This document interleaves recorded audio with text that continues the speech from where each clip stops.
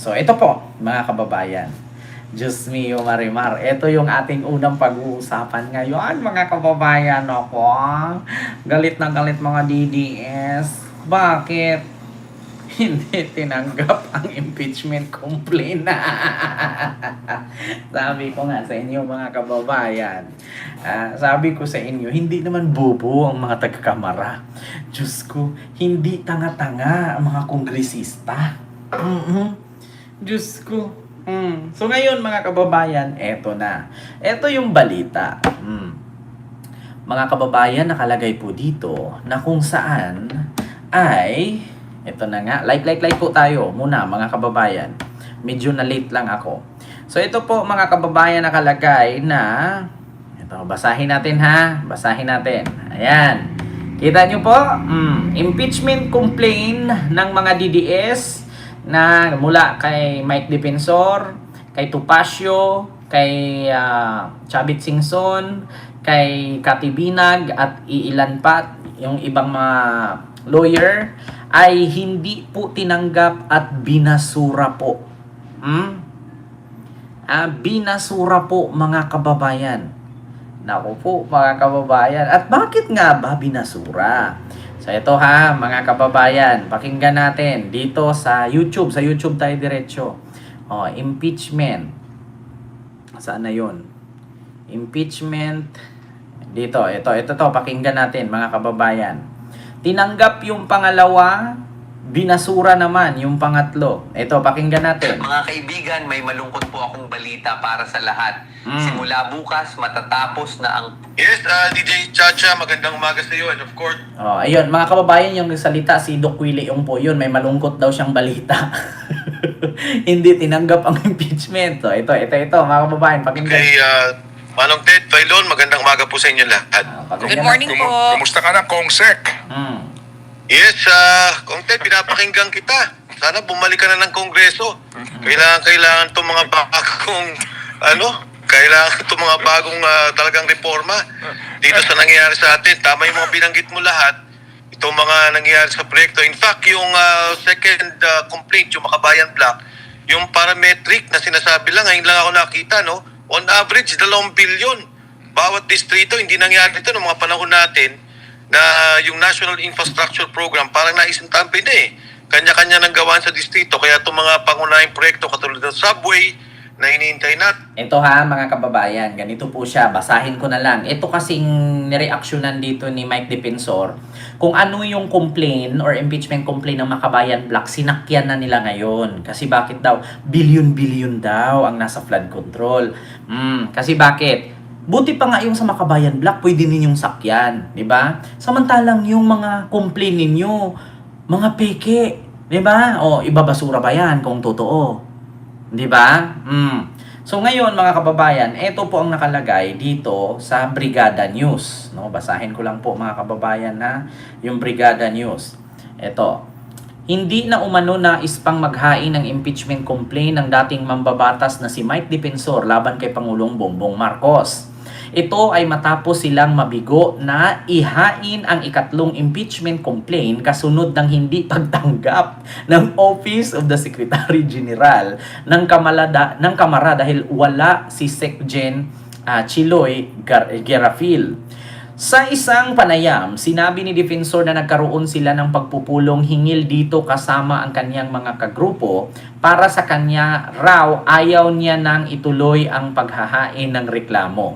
Paliwanag niya hindi naman ito dahil sa ayaw niya nang isulong ang impeachment pero nakikita umano kasi niya na tila na i-refer na sa Speaker Office ang unang impeachment complaint na na-file laban sa Pangulo. Ani ni Defensor, maniniwala pa ang kanyang mga kasamahan na kailangan pang mag-file pero para sa kanya ay tela binaliwala lang ang kanilang ginagawa. Mga bubo kasi kayo. 'Di ba? Mga bubo kasi kayo, mga DDS. Alam nyo ba? Sinabi ko na nga. Eto ha. Alam nyo, sa totoo lang itong mga DDS nagpi-feeling tanga eh, di ba? Nagpi-feeling bobo. May mga utak naman sila. Di ba? Alam nyo yung bobo ka na nga, magpaka-bobo ka pa.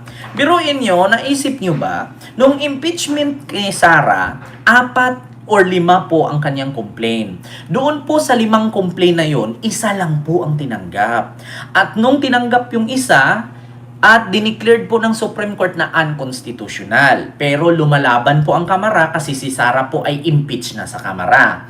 So ngayon mga kababayan, lumaban ang Kamara, nag-file ng motion for reconsideration na bakit diniklarang unconstitutional ng Korte Suprema, ang Kamara ay inimpeach naman si Sara at pinagbutuhan na umabot nga ng halos 200 plus vote ng mga kongresista na i-impeach si Sara. So ngayon mga kababayan, pinagpilitan pa, di ba? Pinagpilitan pa ng mga DDS na maghain sila. Hindi nyo ba? Ito ha, basahin ko mga kababayan ha, i-search ko po. I-search natin ha, para malaman po ninyo. Kasi minsan itong mga DDS, mga tanga-tanga to Ito ha, ilan po ba dapat ang impeachment complaint sa isang taon? Ito ha, tanong natin. Mga kababayan, saan dito? Third impeachment, House impeachment 1 year. Ito, basahin ko po ha. Supreme Court po yan ang galing ha. Ito po, Supreme Court House impeachment complaint versus BP Duterte barred by 1-year rule. Due process or fairness applies during all stage of impeachment process. So nakalagay po dito mga kababayan, our fundamental law is clear. The ends does not justify the means. There is a right way to do the right thing at the right time. This is what the rule of just law means. This is what fairness of due process of law means even for impeachment. Sabi ni Leonin. So, in a 1302 decision with the justice present voting unanimously and Associate Justice Alfredo Binhamin Kagiwa inhibiting and Associate Justice Maria, ito sila, lahat to sila. So however, the court said this absolving Vice President Duterte for any of charge against her, but any subsequent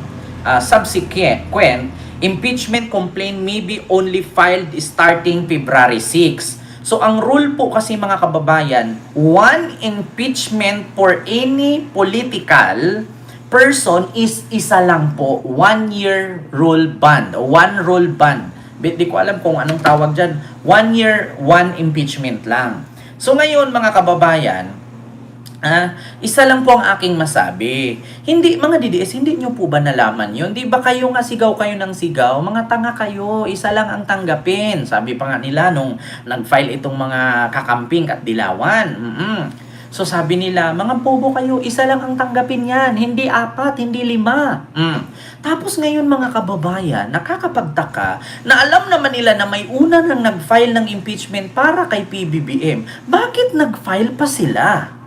Si Amy na nga mismo nagsabi na alam naman natin kung ano ang background nung unang nag-file ng impeachment. Yun ay abogado ni Lisa noon. So, dramang impeachment na tumatagal ng 1 taon. So, may nag-file na. So, mag-antay na naman tayo ng 1 taon para sa sunod na impeachment complaint. Pero bakit ang mga DDS pinagpilitan pa rin nila na magpasa ng impeachment complaint na which is isa lang naman po talaga kung halimbawa ang i-file, 'di ba? Kung ang i-file ni Attorney Andres de Jesus or Andre de Jesus ay tinanggap ng Kamara or Solicitor General ng Congress, ibig sabihin, yun na yun. Kung may mag-file man ulit pangalawa, bulaklak na lang yun. 'Di ba? Pinagpilitan ninyo. Tapos ngayon, bigla-bigla kayong magsisurenderan at sasabihin, hindi na tayo mag-file kasi wala nang pag-asa. Hindi ba halata? 'Di ba? Hindi niyo ba nakikita? Alam nyo naman talaga. Di ba? Alam nyo naman. Hindi ba halata? Mga DDS, di ba sa isang taon, isang beses lang pwedeng mag-file ng impeachment ang complainant sa presidente or sa vice president or sa chief justice or sa sino man, mga senador or house speaker. So isang beses lang po ang pwedeng i-file. Ngayon, mga kababayan, Sa madaling salita, confirm po na binasura na po, no, at hindi tinanggap ng Congress ang impeachment or third impeachment ng mga DDS. So ngayon mga kababayan, ano nga po ba ang sunod? 'Di ba? Sir Adonis, ano po ba ang sunod? Ang sunod po natin ngayong aabangan mga kababayan ay itong impeachment ni Sara na naka-archive sa Senado. So sabi nga ni Senate President Tito Soto, anytime, tatalakayin natin yan. Kasi nandyan naman na yan, naka-archive na yan eh. Kung ano man ang desisyon ng kataas-taasan, ng korte, ng sandigang bayan, ng ombudsman, susunod tayo sa batas. Di ba? Oo, Mamarites Mosni. Alam niyo, sa totoo lang ha, magpapasalamat po tayo. Bakit? Kung wala pong social media ngayon, baka naloko na tayo. Na which is, dapat talaga, isa lang ang tatanggaping impeachment. Ngunit mga kababayan, ay humabol itong pangalawa. So wala namang problema dun sa pangalawa kasi nakahabol nga sila. Ang pangatlo kasi mga kababayan, kung same lang din naman sa reklamo doon sa nauna, mahuhulog, bulaklak na lang talaga. Kaya ngayon mga kababayan, hindi po tinanggap. Ang sabi nga ni Topacio ay dapat daw tanggalan no ng ano itong Solicitor General kasi daw hindi daw pwede yung ganun-ganon. 'Di ba? Yes, Replace TV, inaantay na po ng motion for reconsideration ng Kamara ang desisyon ng Supreme Court kung ipagpatuloy ba ang impeachment trial ni Sara o hindi. Ngayon, kung hindi naman ipagpatuloy, itutuloy pa rin daw ng Congress, either dadaan man sa Korte or sa Senado. Kasi nakabinbin yan dyan. Hindi kasi po pwede mga kababayan na magtabi ka ng pagkain na alam mo nang matagal na sa ref, huwag kang magsayang. Kasi bakit? Bilang yan, binili, binayaran yan eh. Ginastusan yan. So, hindi po pwede na merong file, impeach, okay lang sana kung hindi tinanggap. Katulad ngayon, itong impeachment ng mga DDS. Itinanggap kasi ng Kamara yan at inimpeach na kasi si Sara sa Kamara. So, ngayon mga kababayan, whether you like it or not, itutuloy talaga yan. So, walang impeachment proceed or walang impeachment trial ni PBBM hanggat hindi ma-impeach, ma-trial ang impeachment ni Sara. Yun po, mga kababayan, ang sinabi ng Kamara. Hindi nila umpisahan ang impeachment trial laban kay PBBM kung hindi tapusin yung naunang impeachment kay Sara. 'Di ba? Yun po yun, mga kababayan. So, ngayon mga DDS, imbis kasi na tahimik na yun eh, imbis hindi na mga mo yung naka-archive, ang ingay-ingay nyo kasi, ayun, tingnan nyo, mabubuhay ulit. Hinahamon nyo kasi yung Congress eh. Alam nyo naman sa Congress, lahat halos dyan ayaw kay Sara. O, kasi laging binibira ni Pulong, laging tinitira ni Sara.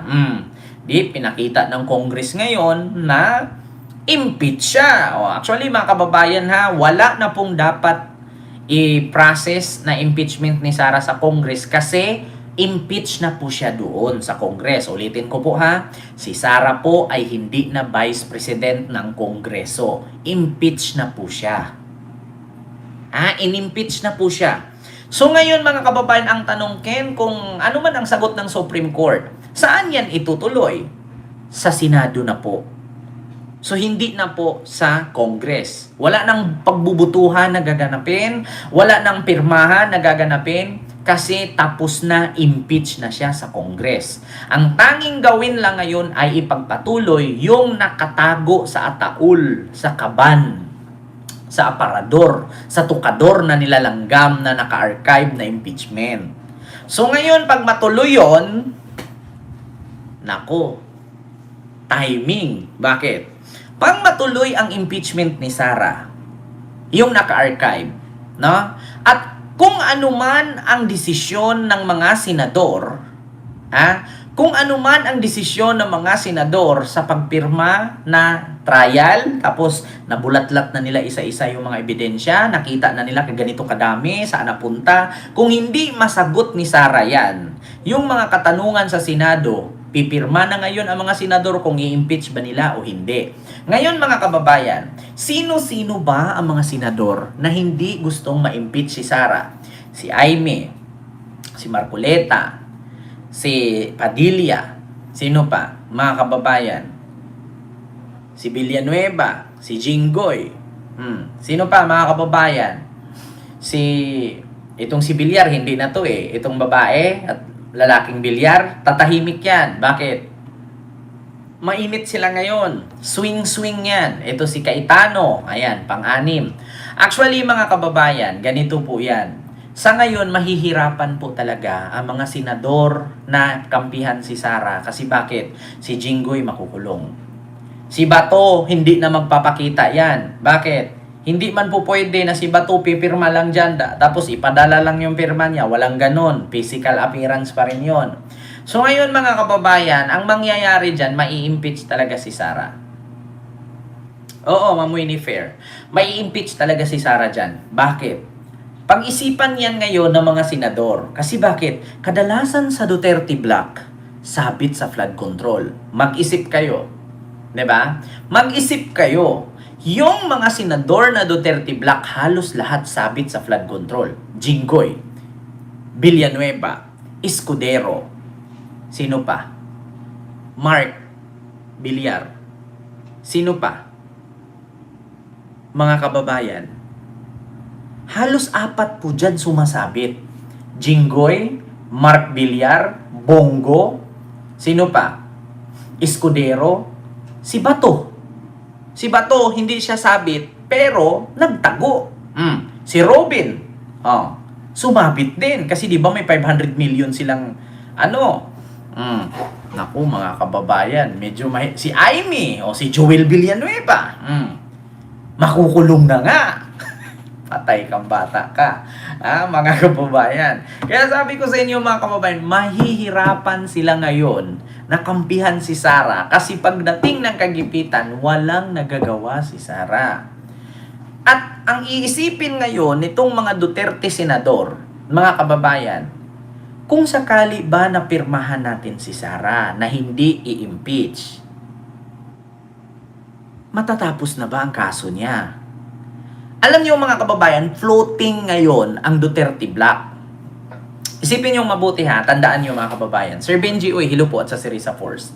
Isipin ninyong mabuti mga kababayan. Itong Duterte senators ngayon, floating sila. Si Escudero may kaso, flood control. Joel Villanueva may kaso, flood control. Jinggoy Estrada may kaso, flood control. Si Marcoleta may kaso sa Comelec. Hindi pa niya masagot-sagot yung SOSE. Si Aimee Marcos, may problema din sa insertion.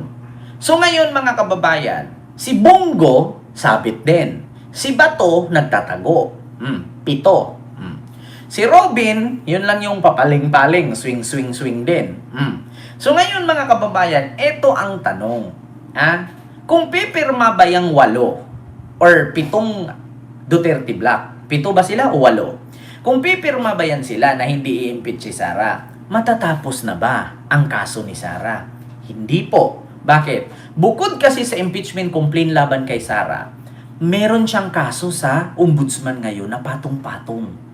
Kung naalala ninyo, unang nag-file ng kaso sa kanya ang civil society group na which is may mga pare, may mga nurse, may mga doktor, may mga manggagawa. Yun po yun si Shelo Magno. Kung nakita ninyo mga kababayan. Pati si Father Flavie ba yun? Apelido nun? Pangalawa, itong kay Trillanes at saka yung grupong mga tahimik lang. So ngayon mga kababayan, patong-patong po ang kaso ni Sara. Kung lumusot man siya sa pangalawang trial dyan sa impeachment, meron pang ombudsman. Kaya mga kababayan, ang mga Duterte senator ngayon, alam natin yung Duterte Block, nahihirapan silang mag-isip. Kasi bakit? Kung gamitin nila ang kanilang pirma na hindi ipa-impeach or i-acquit si Sara or tanggalin bilang Vice President, hindi pa rin tapos ang kanilang problema. Kasi bakit? Nandyan pa ang ombudsman. Maraming kaso si Sara sa ombudsman, tad-tad. Kumbaga mga kababayan, itong Duterte Block ngayon, No? Para silang, alam nyo yung nagagata, yung nagkakayod ng niyog. Siyempre, pag kinayod mo yun, paghirapan mong kayod yun. Tapos nagiging sapal na. Yung sapal na yun, pag piniga mo gata. Pero, hindi po pwede na pagpiga mo, hindi mo salain. Sasalain mo pa yan para makuha mo yung espeso. Espeso ang tawag doon. Espesong gasa o espresso bang tawag yan? Espesong gata. So ngayon mga kababayan, ganun ang mangyari dito sa impeachment na naka-archive ni Sara. Kung pipigain lang nila na walang salaan, hindi malinis ang gata, may sapal pa rin. 'Di ba? Ganun yun mga kababayan. Tandaan ninyo Tandaan ninyo. Hindi mo makukuha yung malinis na gata kung hindi ka gumamit ng salaan. Di ba? Yung unang piga ng gata, may halo pa yung tubig. Pero yung pangalawang piga mo, yun na yung pinakamagandang gata. Kumbaga, second class na yun. Yun na yung pinaka-espeso. Yung unang piga, may halo pa tubig yun eh. Tapos maraming sapal. Di ba? Unang piga mo dyan, siyempre, unang piga mo walang salaan, pipirma ka, ayaw ko impeach. Ang akala nila tapos na. Pero, kailangan mo pa yung salain. Bakit? Kasi ang pangit kaya kumain ng ginataang ulam na may mga sapa lumutang. Ano yung bilo-bilo? Ano yung palitaw? Sige nga, try mo kumain ng ginataang manok na mas marami yung sapal kaysa sa gata. Sige nga, yun ang tandaan ninyo, mga DDS na nanood sa akin. Yung mga Duterte senators ngayon, na ang tingin ninyo'y kakampihan si Sara niya, nagdadalawang isip kumampihan. Kasi bakit? Si Amy na nga mismo nagsabi, walang lusutan kung may anomalya man. Di ba? Ang akala ninyo, pag piniga ng mga DDS senador yan, sige, pipirma tayo, pipigain natin, okay na yon. Hindi. Kasi bakit? Kailangan mo pang salain yun, tapos pigain ulit. Kasi bakit? Hindi porket piniga mo ay walang sapal yan. May mga sapal pa yan. Di ba? Merong iba dyan, babaliktad. Ito meron akong ipakita sa inyo, mga kababayan. Ito ipakita ko sa inyo, mga kababayan, itong parang matrix ito yung basihan. Ipakita ko sa inyo Ito yan. Mga DDS, huwag kayong magbunyi na ang akala ninyo kahit maraming DDS senator diyan ay si Sara hindi ma-impeach. Pero tandaan ninyo, merong calculation 'yan. Pag nagkamali sila, ito ipakita ko sa inyo. Ito po, ang sabi ni Daniel Pangilinan. Ito? Panganiban pala. Daniel Panganiban. Ito ang sabi. Kita nyo? Kita nyo mga kababayan yung nangyari? Tignan mo yung tao ni Marcos versus sa mga paling-paling sa floating at versus kay Sara. Ito, ipakita ko sa inyo Dito, sa una, nakalagay dito, anti-impeachment. Sino yung anti-impeachment dyan? Robin, Cayetano, Amy, Bato, Bongo, Marcoleta, at Escudero. Yan po yung mga anti-impeachment ni Sara. Pero ang nangyari, si Escudero, si Bongo, si Bato, sabit sa flood control. Sige nga, ngayon. Paano mo ngayon pipirma na hindi i-impeach si Sara kung darating ang panahon na tutuloy ang kaso mo, tutulungan ka ba ni Sara? Di ba? Anti-impeachment kay Sara, Robin, Cayetano, Amy, Bato, Bongo, Marcoleta, Escudero. Pero si Escudero, si Bongo, si Bato, naka-ex kasi may mga kaso yan.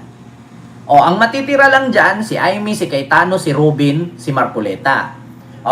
So paano mo ipapanalo yan ngayon?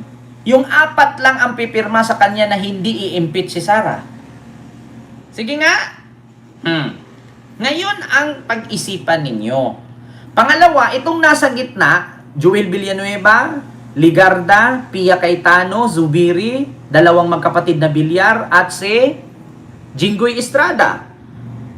Floating yan, swing-swing yan sila.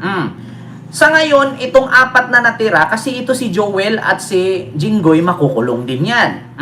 So yung 4 ay yung 5 na yan, do you think, bubuto ba yan kay Sara? si Zubiri, dalawang magkapatid na bilyar, si Pia at si Ligarda? Mahihirapan sila kasi swing-swing yan.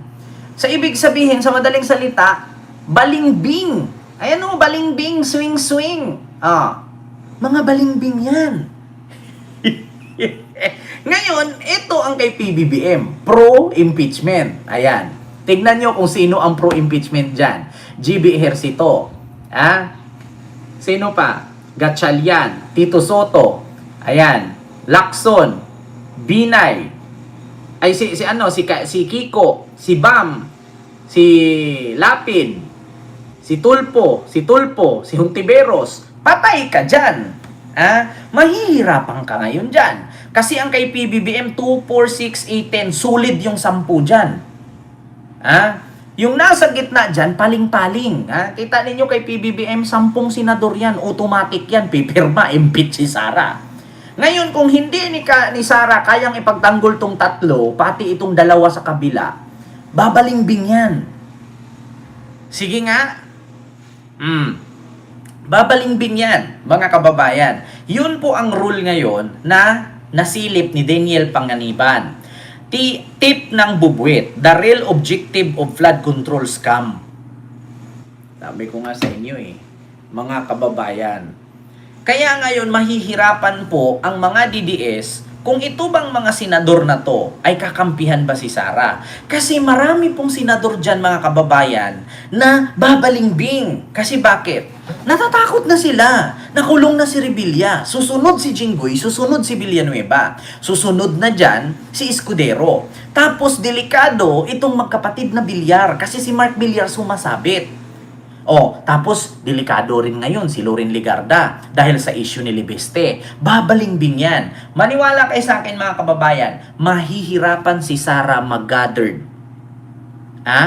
Mahihirapan si Sara mag-gathered ng senador na buboto sa kanya na hindi siya i-impeach. Kasi bakit? Yung mga senador dyan nasa gitna, na swing ang tawag, yung balingbing, may mga something na yan. Dalawang magkapatid na bilyar, yan si Camille tahimik yan. Bakit? Walang issue yan Pero si Mark Villar, sabit siya sa flood control noong 2016, upward. Tapos si Jinggoy, sasabit yan. Si Joel, sasabit yan. Si Ligarda, sasabit siya ngayon kay Libeste, sa anak niya. Si Pia, tahimik lang yan, wala namang issue si Pia. Yun ngayon, mga kababayan, ang malaking katanungan. Kaya confirm, binasura po ng Kamara ang third impeachment ng mga DDS. Kaya nga umatras si Mike Defensor Diba? Kaya tignan nyo ngayon mga kababayan, itong kay PBBM. Sino-sino ang mga gustong ma-impeach si Sara na senador? Ito, Raffy Tulfo, Erwin Tulfo, Hontiveros, Kiko Pangilinan, Bam Aquino, Tito Sen. Ayan pa. Sino? Ping Lacson. Villanueva. Si tawag dito, Gatchalian. At saka si GB Ejercito. Siyam lahat yan. Pang-10 na dyan, si Lito Lapid. Yan mga sulit yan. Walang dumi yan. Wala kang makikitang dumi dyan. Pero dito, kay Pia, kay Ligarda, kay Joel, kay Jinggoy, magkapatid na Villar at kay Zubiri, swing-swing pa yan. Diba? Yung kay Sara dyan, malalaman natin, Revilla, Cayetano, Aimee, Marcolita, Bongo, Bato, Escudero, 3 na sabit, 4 na lang kay Sara dyan. Tapos magugulat ka kay Aimee ngayon, bumalingbing na nga. Nakita nyo. Kaya naman nagkasakit yung kapatid ko dyan, kadami-dami nyo sa palasyo, wala man lang natutuong nagmahal. Diba? Kita nyo, nag-iba na, diba? Nag-iba na si Aimee, yung hangin ni Aimee. Imbis na ilusot sa kabilang tainga, tinigilan. Hindi niya pinalusot, dito na nilabas. Diba? Kita ninyo? Papaling-paling yan. Niwala kay sa akin. Diba? So yun po yun, mga kababayan.